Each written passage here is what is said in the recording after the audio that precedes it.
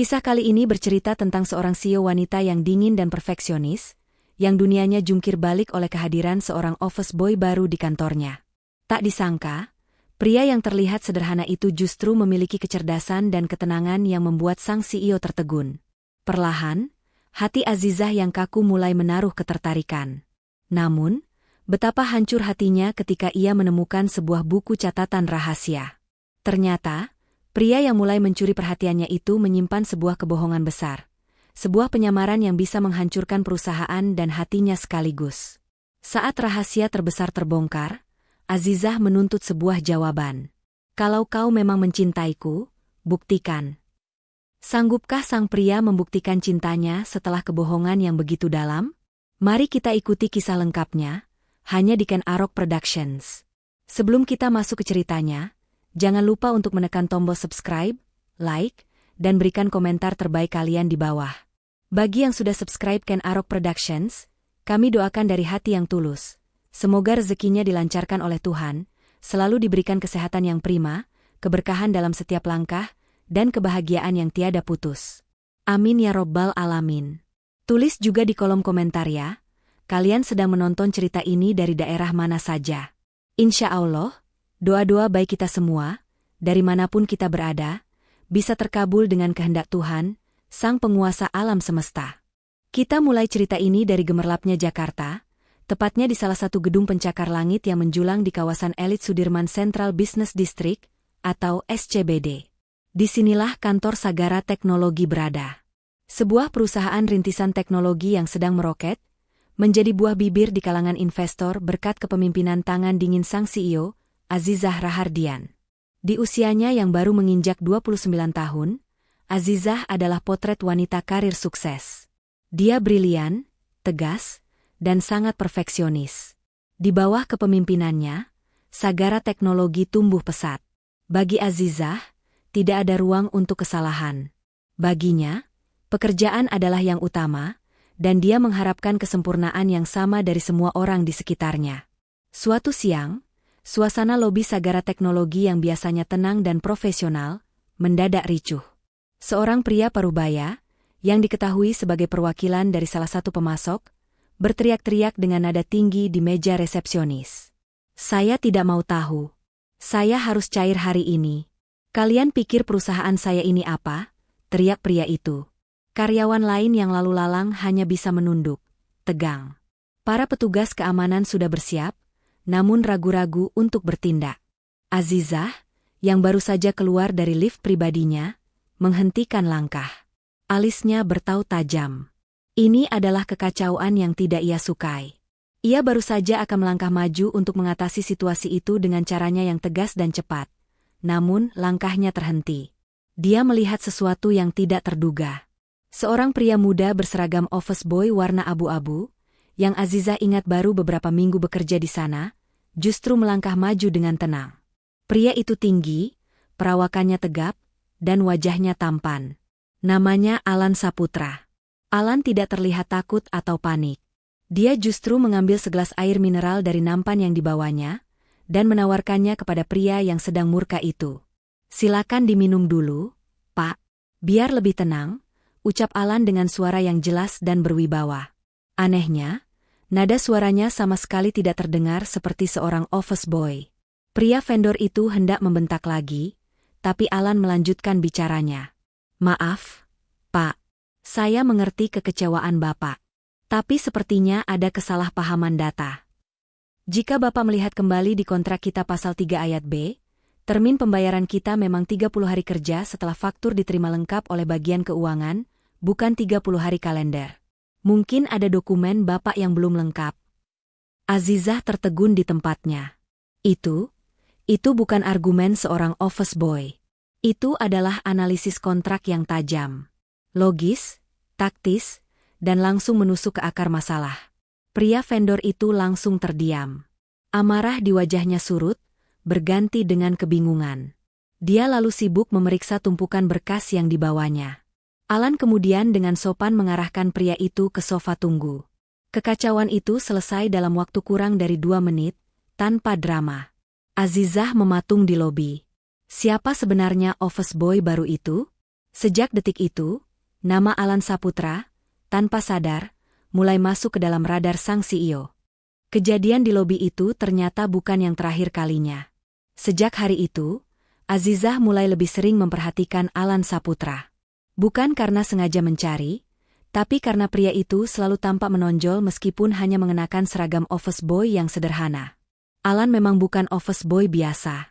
Dia bergerak cepat, efisien, dan seolah memiliki indera keenam. Pernah suatu kali, proyektor di ruang rapat utama tiba-tiba mati 3 menit sebelum rapat penting dengan klien. Tim teknisi panik. Tapi entah dari mana, Alan muncul, dan dalam 1 menit, dia berhasil menemukan masalahnya, kabel daya yang kendor di balik panel dinding yang sulit dijangkau. Rapat pun berjalan lancar. Di lain waktu, Alan terlihat membantu salah satu staf junior yang kesulitan menggunakan mesin fotokopi baru yang canggih. Bukan sekadar menunjukkan tombol, Alan justru menjelaskan logika alur kerja mesin itu, seolah dia yang merancangnya.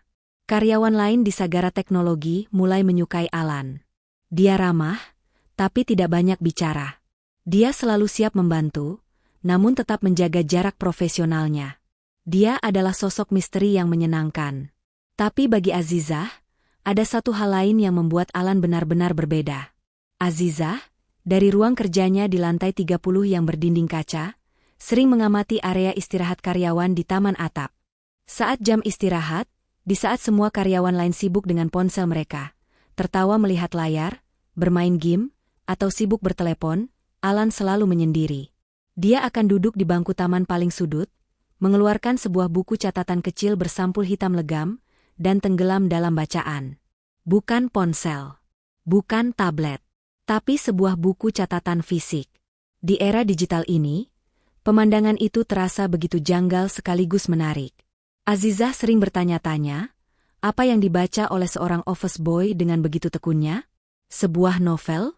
Buku pelajaran kuliah yang tertunda? Atau buku harian? Rasa penasaran Azizah mulai tumbuh. Pria itu penuh teka-teki. Dia terlalu tenang, terlalu cerdas, dan terlalu fokus untuk pekerjaan yang sedang dilakoninya. Setiap kali melihat Alan yang sedang asyik mencoret-coret atau membaca buku hitam itu, Azizah merasakan ada sesuatu yang lebih dalam di sana. Sesuatu yang tidak bisa ia pahami. Misteri Alan Saputra, sang office boy, tanpa disadari mulai menjadi teka-teki yang paling menarik di benak sang CEO. Layar cerita kini beralih dari apa yang terlihat oleh mata Azizah, kepada sebuah kebenaran yang tersembunyi rapat di balik seragam abu-abu sederhana itu. Bagi seluruh karyawan Sagara Teknologi, dia adalah Alan Saputra, seorang office boy yang rajin dan sedikit misterius. Namun, kenyataannya, pria itu adalah Alan Aditama Nugroho. Nama Aditama Nugroho adalah sebuah legenda di dunia investasi Jakarta. Alan adalah seorang investor malaikat muda, sebutan bagi para pemodal awal, yang namanya sangat jarang terekspos oleh media. Dia adalah tipe pemain di balik layar. Dia tidak suka sorotan, tapi jejak investasinya ada di mana-mana, mengubah perusahaan-perusahaan kecil menjadi raksasa industri. Dan kini, Sagara Teknologi adalah target terbarunya. Alan Aditama bukanlah investor yang percaya pada laporan keuangan yang cantik atau presentasi penuh warna di ruang rapat berpendingin. Dia tahu, kebenaran sebuah perusahaan tidak terletak di atas kertas, tapi di dalam operasional sehari-harinya. Maka, dia menjalankan apa yang dia sebut sebagai uji tuntas ekstrim. Dia menyamar. Dia rela turun kasta, dari seorang miliarder muda menjadi seorang office boy, demi melihat Sagara Teknologi dari dalam. Dia ingin tahu apakah perusahaan ini benar-benar sekokoh yang terlihat. Ada 50 miliar rupiah dana segar yang siap ia tanamkan. Namun, Alan hanya akan memberikannya jika perusahaan itu terbukti sehat sampai ke akar-akarnya. Dan buku catatan hitam kecil yang selalu dibawanya itu bukanlah novel atau buku harian biasa. Itu adalah jurnal investasinya. Setiap halaman di dalamnya berisi analisis tajam, efisiensi alur kerja antar divisi, moral karyawan, masalah logistik yang tersembunyi, bahkan catatan khusus tentang karakter sang CEO, Azizah Rahardian. Menjadi office boy adalah penyamaran yang sempurna. Tidak ada seorang pun yang menganggap serius seorang office boy. Dia bisa mendengar keluhan jujur karyawan di pantry, melihat siapa manajer yang benar-benar bekerja dan siapa yang hanya banyak bicara. Dia bisa melihat sampah di keranjang dan tahu divisi mana yang sedang lembur paling keras. Setiap sore, Alan Saputra akan berganti pakaian di loker OB yang agak pengap, menyerahkan seragamnya, dan berjalan kaki keluar dari lobi utama Sagara Teknologi. Beberapa blok dari sana, dia akan masuk ke dalam rubana sebuah gedung apartemen mewah, menaiki sebuah sedan sport hitam mengilap, dan kembali menjadi Alan Aditama, seorang pemburu yang sedang menganalisis calon mangsanya. Malam telah larut di kawasan SCBD. Lampu-lampu di gedung Sagara Teknologi sudah hampir padam seluruhnya, menyisakan satu-satunya cahaya dari ruang rapat utama di lantai 30. Di dalamnya, Azizah Rahardian bersandar di kursinya dengan lelah. Wajahnya pucat, rambutnya yang biasa tertata rapi kini sedikit berantakan. Di hadapannya, sebuah papan tulis digital berukuran besar penuh dengan coretan data, diagram alur, dan proyeksi angka yang seolah tak menemukan titik temu. Azizah sedang buntu. Lusa adalah hari penentuan. Hari di mana dia harus mempresentasikan rencana ekspansi besar-besaran Sagara Teknologi di depan calon investor baru. Investor misterius yang namanya hanya ia ketahui sebagai Aditama Group. Segala sesuatu harus sempurna. Tapi malam ini, otaknya terasa macet. Ada sesuatu yang salah dengan strateginya, sesuatu yang janggal, tapi ia tidak bisa menemukannya. Arg! Azizah mengusap wajahnya, frustrasi. Tiba-tiba, pintu ruang rapat bergeser pelan. Azizah menoleh, sedikit terkejut melihat siapa yang masuk. Alan Saputra, sang office boy. "Maaf, Bu Azizah," Alan berkata dengan sopan, menunduk sedikit sambil membawa nampan pembersih. "Saya tidak bermaksud mengganggu. Saya hanya jadwal piket malam untuk membersihkan ruangan." Azizah menghela napas. "Tidak apa-apa, Alan. Masuk saja. Saya juga sebentar lagi selesai." Alan mengangguk, lalu mulai bekerja dalam diam. Dia membersihkan meja-meja di sudut ruangan, mengganti kantong sampah, bergerak nyaris tanpa suara. Azizah mencoba kembali fokus pada papan tulis digitalnya, namun rasa frustrasinya semakin memuncak. Saat Alan berjalan untuk mengambil cangkir kopi Azizah yang sudah kosong di meja utama, langkahnya terhenti sejenak. Matanya tanpa sengaja melirik ke papan tulis yang penuh coretan strategi itu. Dia terdiam selama mungkin 3 detik. Cukup lama untuk membuat Azizah sadar bahwa dia sedang diperhatikan. "Ada masalah, Alan?" tanya Azizah, nada suaranya datar, sedikit menyeratkan, "Bukan urusanmu." Alan tampak sedikit ragu, seolah menimbang-nimbang. Lalu, dengan suara pelan dan penuh hormat, dia berkata, "Maaf sebelumnya, Bu Azizah. Saya tidak sengaja melihat." "Melihat apa?" "Papan tulis Ibu," jawab Alan. "Maaf jika saya lancang, Bu. Tapi sepertinya proyeksi pengguna baru Ibu di kuartal ketiga itu, angkanya terlalu konservatif." Azizah membeku. Dia mengangkat kepalanya, menatap Alan dengan pandangan tidak percaya. Seorang office boy mengomentari strategi bisnisnya? Ini konyol. Namun, sebelum Azizah sempat memotong, Alan melanjutkan. "Kompetitor utama Ibu, perusahaan B, mereka punya celah besar di sistem logistik pengiriman barang. Sistem mereka seringkali terlambat di luar Jawa. Jika Sagara Teknologi bisa menjanjikan pengiriman lebih cepat di sana, proyeksi pengguna baru Ibu seharusnya bisa 3 kali lipat dari angka itu." Hening. Azizah menatap Alan.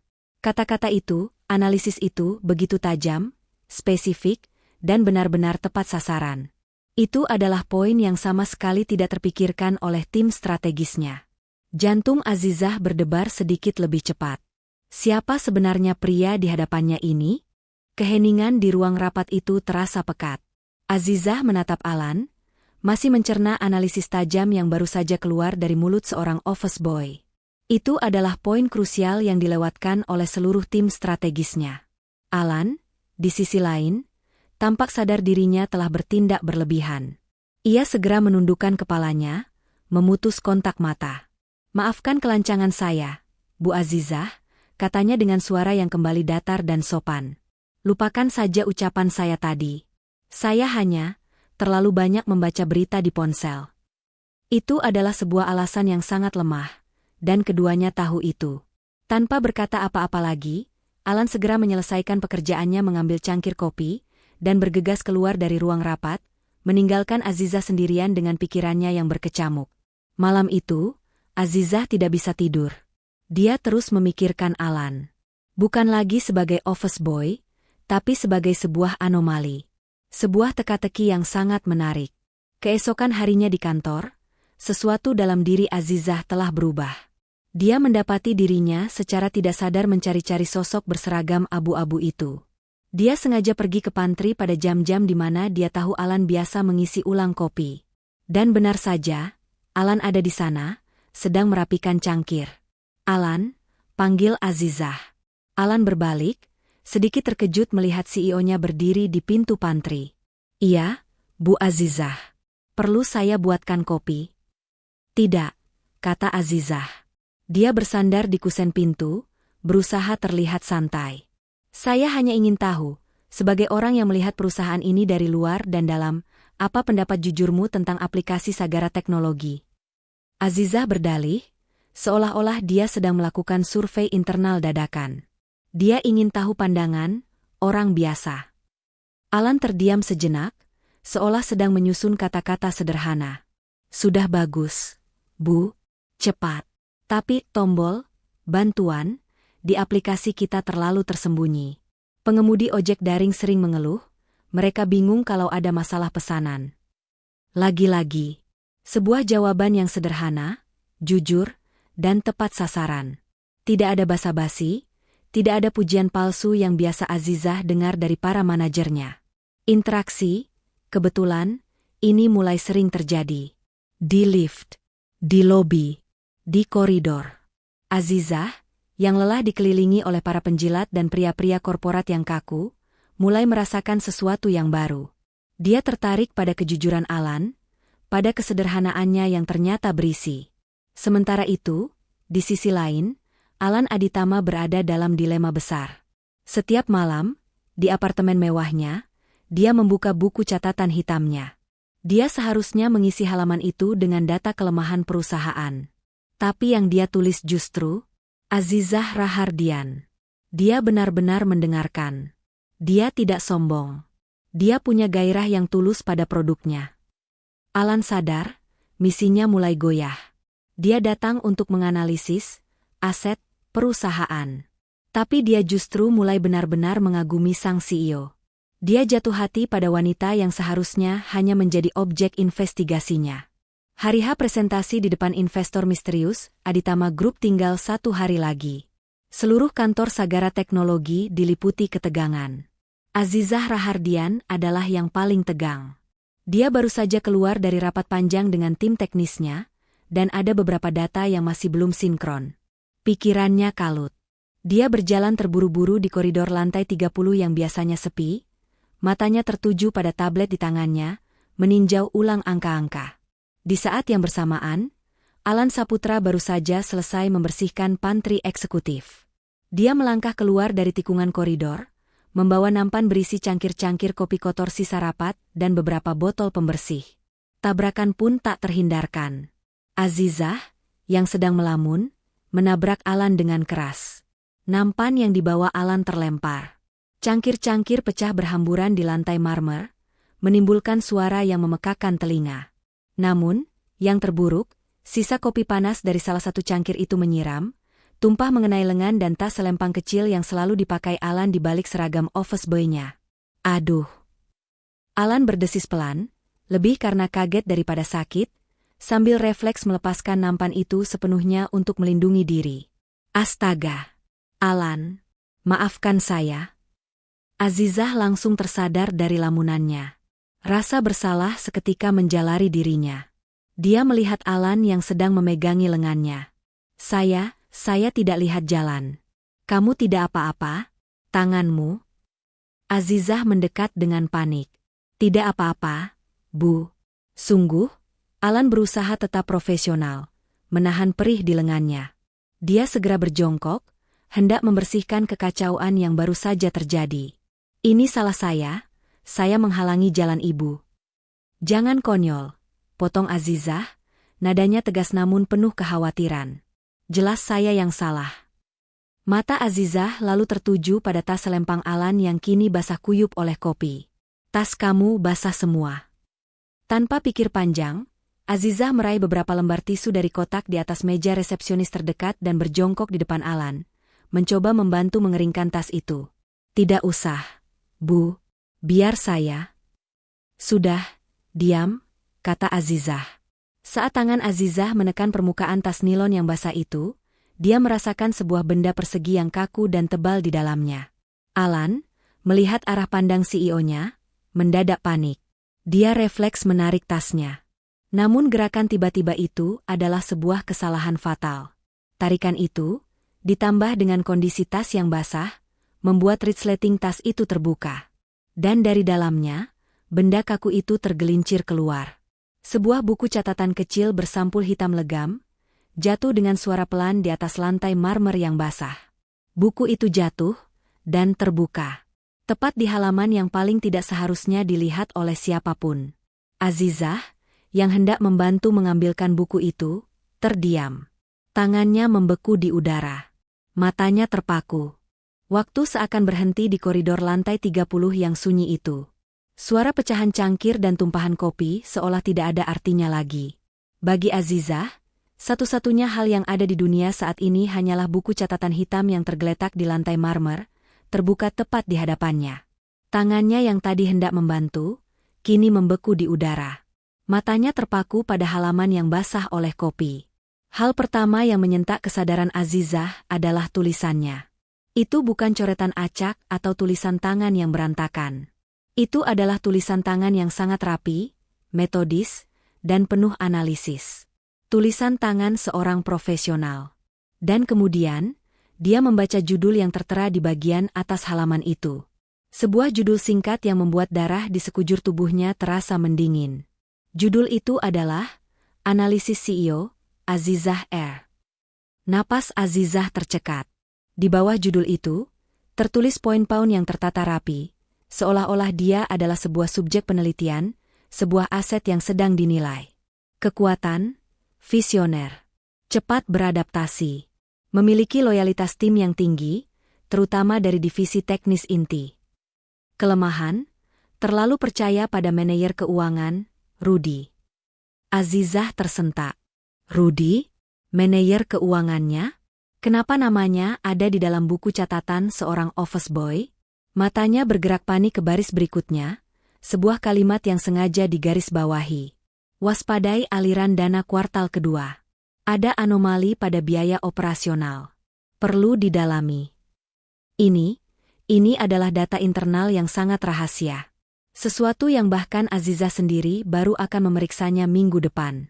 Bagaimana mungkin Alan Saputra, seorang office boy, bisa mengetahui hal ini? Dan di bagian paling bawah halaman, tertulis sebuah kesimpulan singkat yang ditulis dengan tinta merah, seolah menjadi penekanan. Kesimpulan, Azizah R. adalah aset terbesar Sagara Teknologi, sekaligus risiko terbesarnya. Aset, risiko. Dada Azizah terasa sesak, seolah baru saja dihantam benda tumpul. Ini bukan hobi menulis. Ini bukan novel. Ini bukan buku harian seorang mahasiswa yang sedang berjuang. Ini adalah sebuah investigasi. Sebuah analisis intelijen yang dingin dan terperinci. Pria yang dia pikir sederhana. Pria yang mulai dia kagumi kejujurannya. Pria yang diam-diam mulai mencuri perhatiannya di pantry. Ternyata, selama ini sedang memata-matainya. Menguliti setiap gerakannya, menganalisis setiap kelemahannya, menilainya seperti sebuah barang. Rasa hangat dan penasaran yang mulai tumbuh di hatinya, seketika berubah menjadi es yang membekukan. Dia merasa sangat bodoh, sangat telanjang, dan sangat dikhianati. Detik-detik keheningan itu pecah ketika Alan, dengan gerakan yang lebih cepat dari yang pernah Azizah lihat, menerjang maju untuk merebut buku catatan itu. Wajahnya yang biasa tenang kini pias, topeng profesionalismenya hancur lebur, digantikan oleh kepanikan murni. Dia berhasil meraih buku itu dan menutupnya dengan kasar. Bu, ini bukan. Tapi terlambat. Azizah sudah melihat semuanya. Azizah perlahan bangkit berdiri. Wajahnya yang tadi pucat karena khawatir, kini memerah pada menahan amarah dan rasa malu yang luar biasa. Dia merasa seperti orang paling bodoh di seluruh gedung ini. Bu Azizah, tolong. Alan ikut berdiri, suaranya terdengar panik. Dia masih memegang buku catatan hitam itu erat-erat. Bukan apa, Alan? Tanya Azizah. Suara Azizah terdengar sangat berbeda. Bukan lagi suara CEO yang tegas, atau suara wanita yang khawatir. Suara itu dingin, pelan, dan bergetar menahan kemarahan yang meluap. Bukan seperti yang ibu pikirkan. Saya bisa jelaskan. Jelaskan? Azizah tertawa sinis, suara tawanya terdengar getir di koridor yang sepi. Jelaskan bahwa aset terbesar sekaligus risiko terbesar, itu sekarang sedang berdiri di depanmu. Tubuh Alan menegang. Dia sadar Azizah telah membaca bagian paling krusial. Siapa kamu? Desak Azizah, matanya menatap Alan tajam. Siapa kamu sebenarnya? Alan memandang ke sekeliling koridor yang sepi. Pecahan cangkir dan noda kopi menjadi saksi bisu. Kita tidak bisa bicara di sini, Bu, katanya serius. Ada kamera pengawas. Tolong, beri saya 5 menit. Kemarahan Azizah sudah di puncak. Oh, sekarang kamu peduli soal privasi?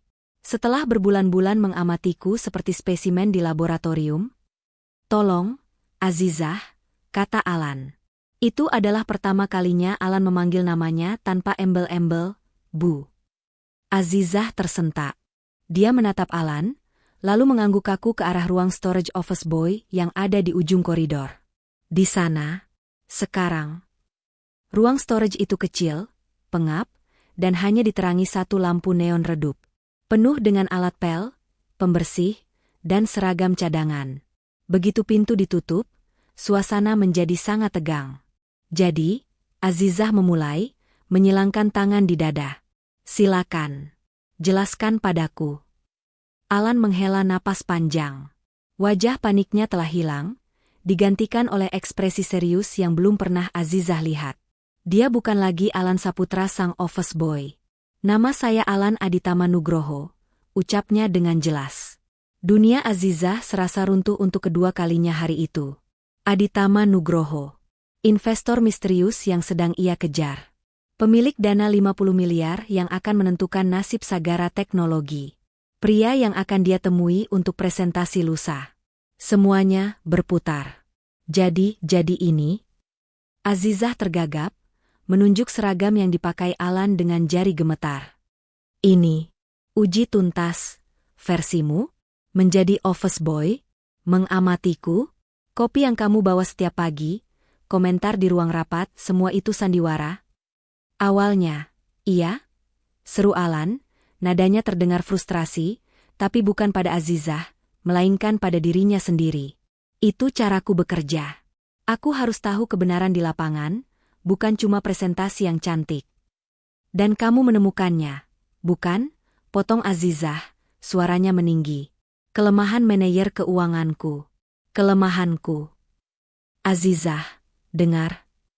Alan melangkah maju, tapi Azizah mundur. Semua yang tertulis di buku itu adalah data. Analisis dingin. Tapi apa yang terjadi setelahnya, itu di luar rencanaku. Apa yang di luar rencanamu? Jatuh hati padaku, cibir Azizah, air mata mulai menggenang di pelupuk matanya. Ya? Bentak Alan, suaranya menggema di ruangan sempit itu. Ya, aku mengagumimu. Aku melihat caramu memimpin, caramu peduli pada timmu. Perasaanku padamu, kekagumanku itu semua nyata. Azizah, itu tidak ada di dalam skenario. Pengakuan Alan yang putus asa itu, pengakuan bahwa perasaannya nyata, sama sekali tidak menenangkan hati Azizah. Justru, itu bagaikan bensin yang disiramkan ke kobaran api amarahnya. Nyata? Azizah tertawa. Sebuah tawa getir yang terdengar memilukan di ruangan sempit dan pengap itu. Perasaanmu nyata? Ulangnya, suaranya bergetar. Itu justru membuatnya 100 kali lebih buruk. Alan? Dia maju selangkah, menatap pria yang telah membohonginya. Itu artinya kamu menatap mataku setiap hari. Kamu mendengarkan keluhanku di pantry. Kamu membiarkanku mulai mengagumimu. Sementara di saat yang sama, Tanganmu sibuk menulis di buku hitam itu. Menilaiku, menghitungku sebagai aset dan risiko. Alan kalut. Topeng investor dinginnya telah hancur. Di hadapan Azizah, dia hanyalah seorang pria yang panik karena kebohongannya terbongkar. Dia harus memperbaiki ini. Dia harus menunjukkan keseriusannya. Dia pun kembali pada satu-satunya hal yang dia tahu bisa menyelesaikan masalah, kekuasaannya. Azizah, aku akan perbaiki ini, katanya cepat, suaranya terdengar memohon. Lupakan presentasi lusa. Itu semua tidak perlu lagi. Aku akan investasi sekarang juga. Dia menatap Azizah, mencoba meyakinkan. Bukan 50 miliar. Aku akan berikan 100 miliar. 2 kali lipat dari rencanaku. Anggap saja itu permintaan maafku. Aku akan tunjukkan keseriusanku. Hening. Jika Alan berpikir tawaran itu akan menenangkan Azizah, dia salah besar. Mata Azizah yang tadi basah karena air mata, kini menyala karena amarah yang baru. Dia tidak percaya dengan apa yang baru saja dia dengar. Setelah semua pengkhianatan emosional ini, pria itu menawarinya uang. 100 miliar, desis Azizah. Kamu pikir? Suaranya naik. Kamu pikir ini semua tentang uang? Kamu pikir perasaanku, perusahaanku, martabatku, bisa kamu beli dengan cek MU? Sebuah tamparan mungkin akan terasa lebih ringan bagi Alan. Kamu masih tidak mengerti, ya? Lanjut Azizah, air matanya kini benar-benar mengalir. Kamu menghancurkan kepercayaanku. Kamu membuatku merasa bodoh. Dan sekarang kamu menawariku uang seolah aku ini bagian dari kesepakatan bisnismu yang lain. Alan mundur selangkah, seolah terdorong oleh kemarahan Azizah. Bukan begitu maksudku, Azizah. Aku hanya... Cukup, potong Azizah. Dia mengambil napas panjang, berusaha mengendalikan dirinya. Dia menatap Alan Aditama Nugroho, bukan lagi sebagai office boy, tapi sebagai pria yang telah membohonginya. Kamu bilang perasaanmu nyata. Kamu bilang kamu mengagumiku. Azizah berjalan mendekat, menatap mata Alan dengan tajam. Baik. Kalau kau memang serius, tentang perusahaan ini, dan tentang aku, buktikan. Suara Azizah menggema di ruangan kecil itu. Tapi jangan buktikan dengan buku cekmu. Itu hinaan. Buktikan dengan cara yang benar. Buktikan sebagai Alan Aditama yang asli, bukan sebagai mata-mata pengecut di ruang storage. Azizah membuka pintu dengan kasar, aku akan menunggumu lusa. Di ruang rapat. Di depan dewan direksi. Buktikan di sana. Azizah membanting pintu ruang storage itu, dan berjalan kembali ke ruangannya dengan langkah-langkah yang bergetar. Dia terduduk di kursi kebesarannya, menatap hamparan lampu kota Jakarta dari balik jendela kacanya, tapi pikirannya sama sekali tidak ada di sana. Jantungnya masih berdebar kencang. Bukan hanya karena marah, tapi juga karena rasa malu yang teramat sangat. Dia merasa bodoh, naif, dan terekspos. Pria yang dia pikir sederhana, pria yang mulai membuatnya penasaran, ternyata adalah seorang pemain besar yang sedang mengamatinya dari jarak terdekat. Dia ingin sekali membenci Alan Aditama Nugroho dengan segenap hatinya. Dia ingin sekali menganggap semua yang ada di buku catatan itu adalah sampah. Tapi dia tidak bisa. Di balik semua kekacauan emosi itu, otak CEO-nya yang terlatih mulai bekerja. Ada satu kalimat di buku catatan itu yang terus terngiang di kepalanya, menolak untuk pergi. Kelemahan, terlalu percaya pada manajer keuangan, Rudy. Waspadai aliran dana kuartal kedua. Ada anomali. Itu adalah sebuah tuduhan yang sangat spesifik. Sebuah peringatan yang sangat jelas. Azizah ingin sekali mengabaikannya, murni karena kebenciannya pada si penulis. Tapi bagaimana jika itu benar? Bagaimana jika Alan, dalam penyamarannya yang hina itu, menemukan sebuah borok yang tidak bisa dilihat oleh Azizah? Jika dia mengabaikan ini hanya karena egonya yang terluka, dia bukan hanya membahayakan dirinya sendiri, tapi seluruh sagara teknologi. Dengan tangan yang masih gemetar karena marah, Azizah meraih ponselnya. Dia tidak menelepon Rudy. Dia menelepon satu orang yang paling dia percaya di perusahaan selain dirinya sendiri, kepala tim audit internal. Saya butuh kamu di kantor. Sekarang, Ucap Azizah dengan nada dingin di telepon. Setengah jam kemudian, Azizah memberikan perintah yang tegas. Saya mau kamu lakukan audit diam-diam, malam ini juga.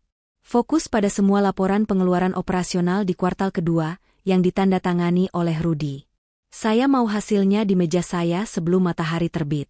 Jangan sampai ada seorang pun yang tahu. Malam itu, Azizah tidak pulang.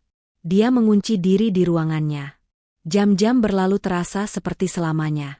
Tepat pukul 5 subuh, pintu ruangannya diketuk. Kepala audit internalnya masuk, wajahnya pucat dan tegang. Dia meletakkan beberapa lembar dokumen di atas meja Azizah. Azizah membacanya. Dan dunianya kembali runtuh. Benar. Analisis Alan, 100% benar. Rudy, manajer keuangannya, orang kepercayaannya selama 3 tahun terakhir, ternyata telah melakukan penggelapan dana. Belum dalam jumlah yang masif, tapi konsisten dan rapi. Dia memanipulasi biaya-biaya operasional kecil. Jika dibiarkan, dalam setahun, Sagara Teknologi bisa bocor miliaran rupiah. Azizah bersandar di kursinya, matanya terpejam. Perasaannya campur aduk. Pria itu. Pria yang telah membohonginya. Pria yang telah menusuknya dari belakang.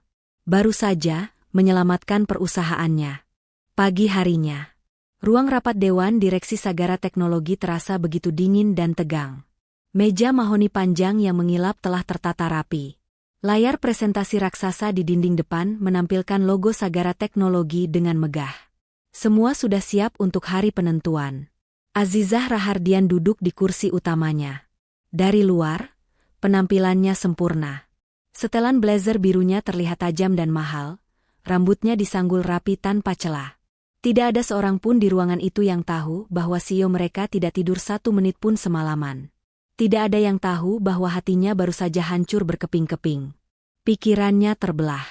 Di satu sisi, dia harus fokus pada presentasi ini, presentasi terpenting dalam sejarah perusahaannya.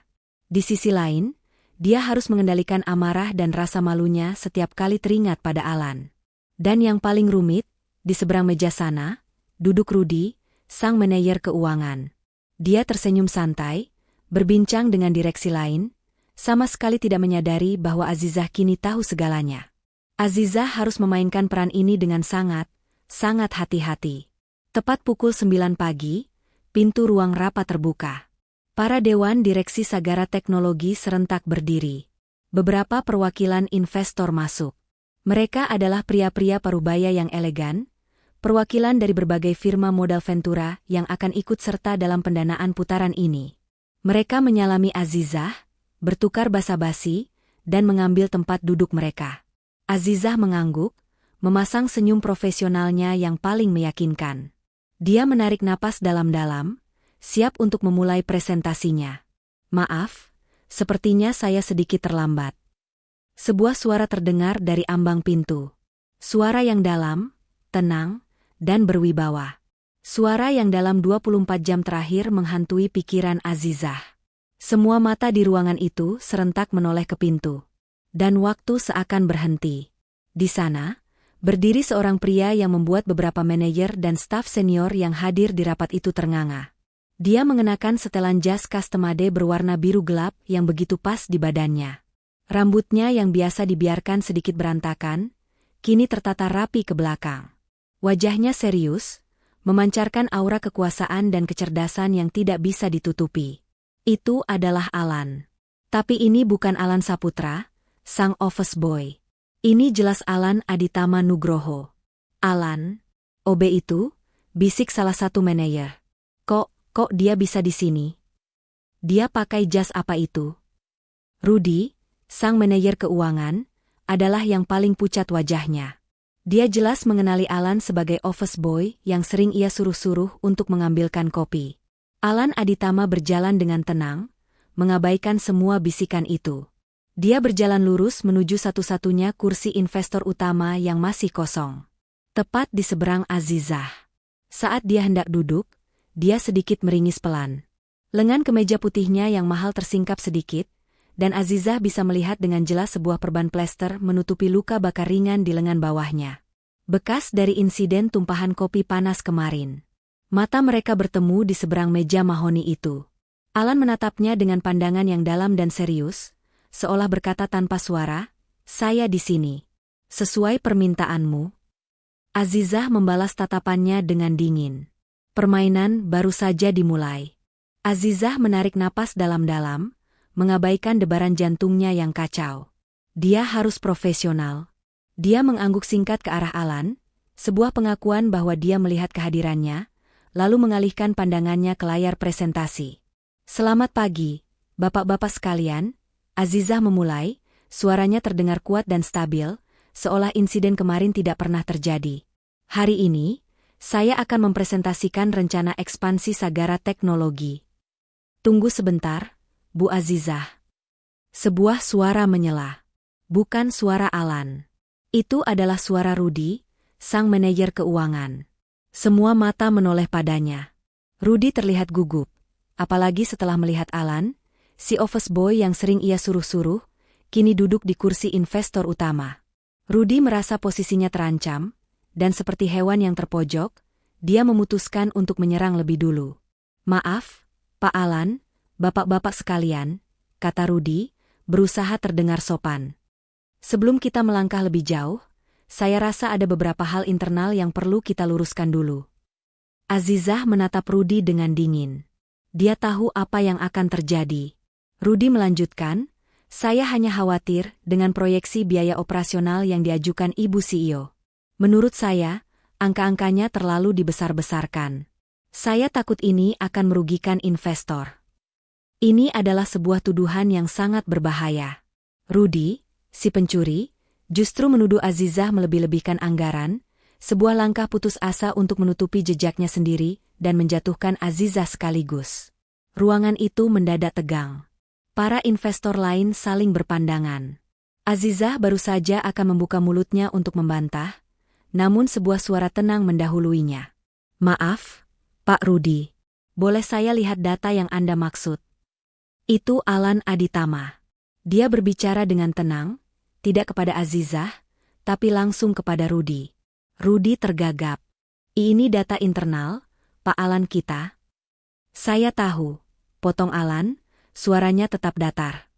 "Saya Alan Aditama Nugroho, dan kebetulan, saya sudah meninjau data kuartal kedua Sagara Teknologi secara mendalam." Alan tidak melihat buku catatan. Dia tidak perlu.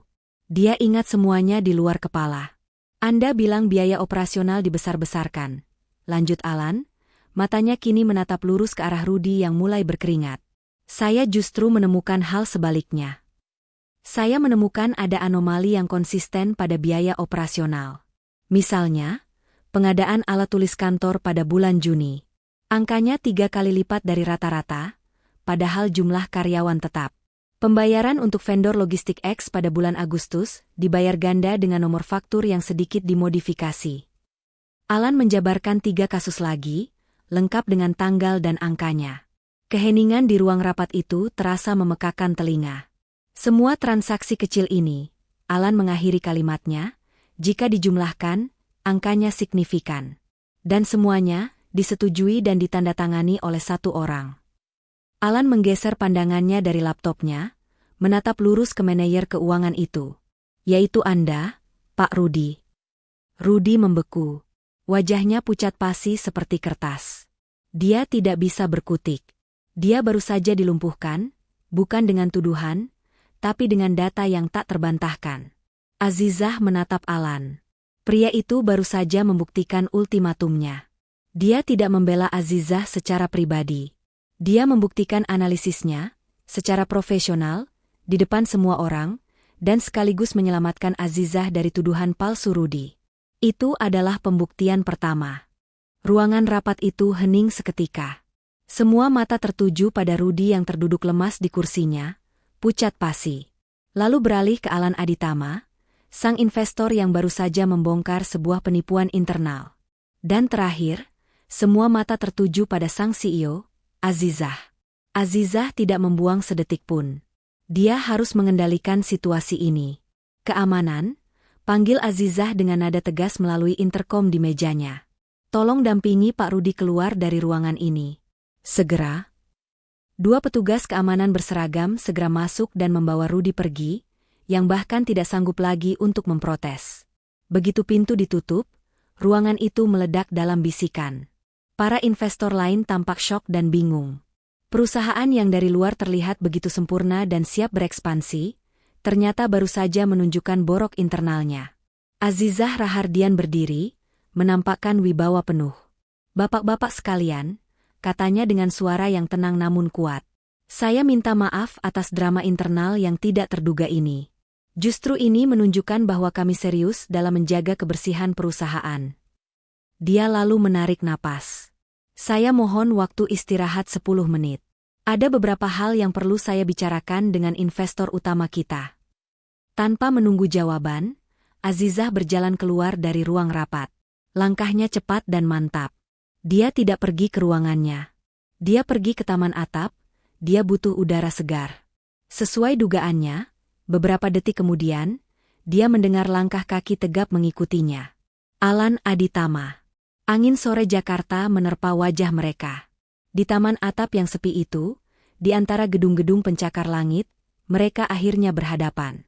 "Itu tadi pertunjukan yang mengesankan," ucap Azizah lebih dulu, suaranya datar, sambil menatap cakrawala Jakarta. "Itu bukan pertunjukan, Azizah," jawab Alan, berdiri beberapa langkah di belakangnya. "Itu adalah kebenaran. Itu adalah bagian dari pembuktian yang kamu minta." Azizah akhirnya berbalik, menatap pria itu. Amarah di matanya telah banyak mereda, digantikan oleh ekspresi yang lebih rumit, kelelahan, kekaguman yang terpaksa, dan kebingungan. "Kamu membuktikan analisismu benar," kata Azizah pelan. "Kamu membuktikan kamu lebih pintar dari semua orang di ruangan itu. Kamu menyelamatkan perusahaan saya dari Rudy. Saya akui itu." Dia berhenti sejenak, matanya menatap lurus ke mata Alan. "Tapi kamu belum membuktikan hatimu. Kamu belum membuktikan bahwa aku, bagimu bukan sekadar aset yang menarik untuk dianalisis." Alan terdiam sesaat, lalu tersenyum tipis. "Kamu benar. Tawaran 100 miliar itu masih berlaku," kata Alan. "Tapi kamu benar. Itu tidak cukup untuk membuktikan apa-apa di antara kita." Dia melangkah lebih dekat.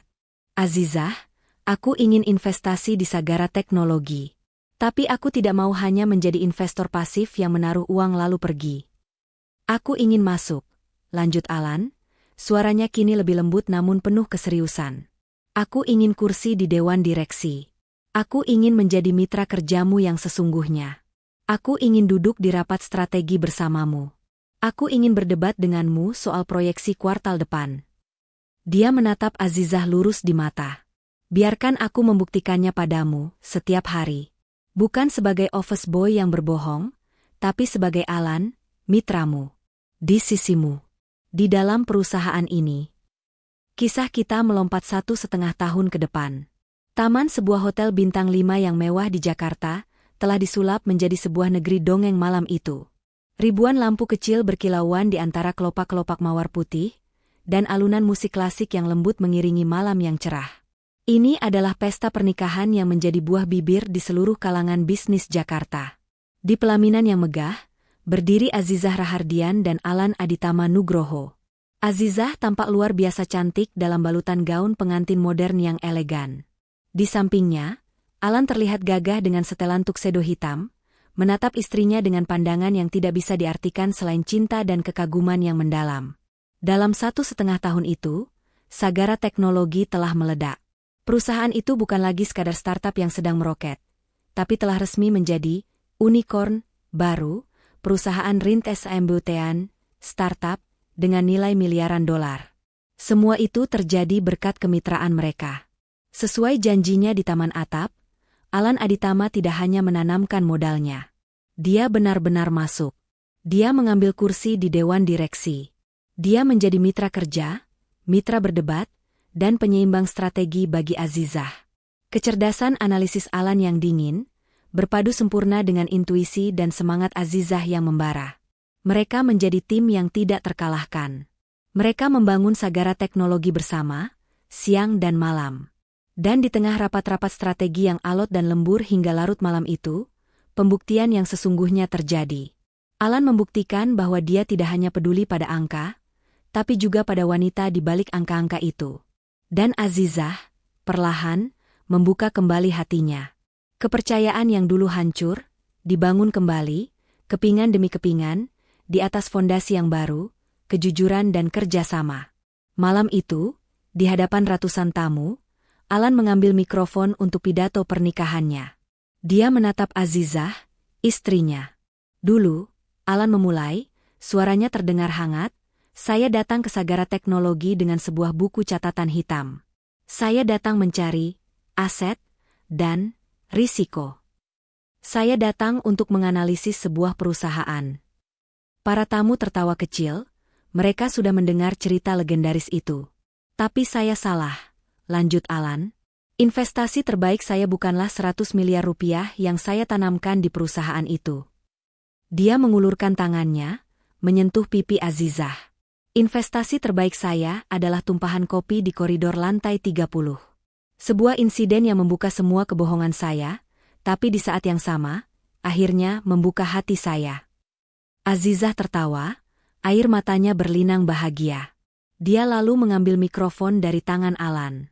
"Dan keputusan bisnis terbaik saya," kata Azizah, menatap para tamu, lalu kembali menatap suaminya, "adalah menerima seorang mitra kerja yang metode, uji tuntasnya paling aneh sedunia. Selamat datang di tim Sagara Teknologi, Alan Aditama. Selamanya." Kehidupan pernikahan tentu tidak mengubah fakta bahwa Azizah Rahardian dan Alan Aditama adalah dua manusia paling kompetitif di Sagara Teknologi. Perusahaan itu adalah anak pertama mereka, dan mereka merawatnya dengan penuh gairah. Namun kini, ada yang berbeda. Suatu malam, 3 bulan setelah pernikahan mereka, jam di dinding sudah menunjukkan pukul 10 malam. Azizah masih di ruangannya, kacamata bacanya bertengger di hidung, wajahnya serius menatap layar laptop yang menampilkan puluhan data rumit. Pintu ruangannya bergeser terbuka. Azizah tidak menoleh. "Sayang, aku tahu itu kamu," kata Azizah, matanya tidak beranjak dari layar. "Aku hampir selesai. Laporan kuartal ini angkanya sedikit aneh." Alan Aditama masuk, tapi kali ini dia tidak memakai setelan jas mahal.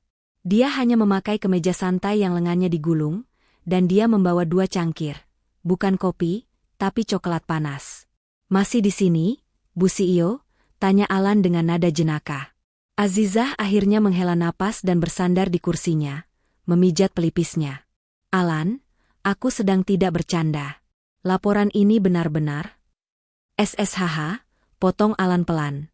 Dia meletakkan 1 cangkir di depan Azizah, lalu duduk dengan santai di tepi meja kerja istrinya. "Kamu tahu," kata Alan, "aku sudah menganalisis situasinya."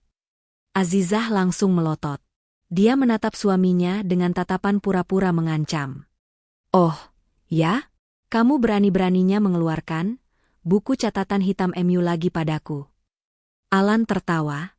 "Tentu saja." Dia lalu benar-benar merogoh saku jasnya yang tergantung di kursi, dan mengeluarkan sebuah buku catatan kecil bersampul hitam yang identik. Azizah ternganga. "Alan, kamu masih membawanya?" "Setiap hari," kata Alan dengan wajah serius. "Ini jurnal baruku." "Apa lagi yang kamu analisis sekarang?" tanya Azizah, berusaha menahan senyum. Alan membuka buku itu ke halaman yang sudah ditandai. Dia berdeham, seolah akan memulai presentasi penting. "Baik. Judul, Analisis Istriku, Azizah Aditama. Tanggal 16 November. Azizah tersipu. "Ya ampun," lanjutkan. Alan membaca dengan nada serius. Poin 1. Kekuatan, masih tetap visioner, dan semakin cantik kalau sedang marah-marah di ruang rapat. Azizah tertawa kecil. "Itu tidak profesional." Poin 2, lanjut Alan, kelemahan, sangat pelupa. Terutama lupa bahwa jam 10 malam adalah waktunya berhenti bekerja dan memeluk suaminya. Itu. Dan poin 3, Alan langsung memotong, solusi taktis. Harus segera diculik oleh suaminya yang tampan, diajak pulang, dan dipaksa menonton film sampai tertidur. Azizah tidak bisa menahan tawanya lagi. Rasa lelah dan stres karena laporan kuartal itu menguap begitu saja. Kamu ini konyol sekali, Alan Aditama, kata Azizah sambil meraih cangkir coklat panasnya. Alan menutup buku catatannya. Dia menatap Azizah dengan lembut. Aku serius, Azizah. Laporan itu bisa menunggu besok. Tim bisa menanganinya. Dia lalu mencondongkan tubuhnya, mencium kening istrinya. Aku mungkin sudah tidak profesional lagi, bisik Alan. Sejak hari pertama aku memutuskan bahwa aset terpenting di perusahaan ini adalah juga aset terpenting di hatiku. Azizah tersenyum. Baiklah, Pak Mitra. Kamu menang. Azizah menutup laptopnya. Ayo pulang. Tunggu, kata Alan. Ada satu lagi di buku catatanku. Apa lagi? Bayarannya, kata Alan sambil tersenyum jahil. Bayaran untuk coklat panas ini. Jauh lebih mahal daripada kopi. Azizah tertawa, bangkit dari kursinya, dan melingkarkan lengannya di leher suaminya. Akan aku bayar lunas, begitu kita sampai di rumah. Dan selesailah kisah cinta antara Azizah dan Alan. Sebuah cerita yang mengajarkan kita bahwa kebohongan, sebesar apapun, pada akhirnya pasti akan terungkap. Namun, kisah ini juga membuktikan bahwa cinta yang tulus dan keseriusan akan selalu menemukan cara untuk membuktikan dirinya. Bahkan jika pembuktian itu harus dimulai dari sebuah insiden tumpahan kopi, buku catatan yang penuh rahasia, dan sebuah ultimatum di ruang storage yang sempit. Terima kasih yang sebesar-besarnya kami ucapkan untuk kalian semua, keluarga besar Ken Arok Productions, yang sudah setia menonton cerita ini dari awal sampai akhir. Bagaimana pendapat kalian tentang kisah ini?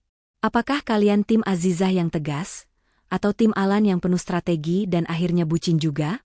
Tuliskan semua pendapat, perasaan, dan mungkin ide cerita kalian selanjutnya di kolom komentar di bawah. Kami selalu senang dan bersemangat membaca setiap masukan dari kalian. Dan, seperti biasa, jangan pernah lupa untuk terus mendukung kami. Tekan tombol subscribe bagi yang belum, like video ini jika kalian suka, dan bagikan ke teman-teman kalian agar kita bisa terus menyajikan cerita-cerita yang lebih baik lagi. Tentu saja, untuk kalian yang sudah subscribe dan selalu setia bersama kami tidak akan pernah bosan mendoakan. Semoga rezekinya selalu dilancarkan oleh Tuhan, selalu diberikan kesehatan yang prima, keberkahan dalam setiap langkah, dan kebahagiaan yang tiada putus di dalam keluarganya. Amin ya Robbal Alamin. Kalian boleh tulis, amin, sebanyak-banyaknya di kolom komentar, agar doa baik kita semua ini bisa diijabah oleh Tuhan, Sang Penguasa Alam Semesta. Akhir kata, saya, narator kalian, pamit undur diri. Sampai jumpa di cerita-cerita dramatis dan penuh intrik selanjutnya. Hanya di Ken Arok Productions.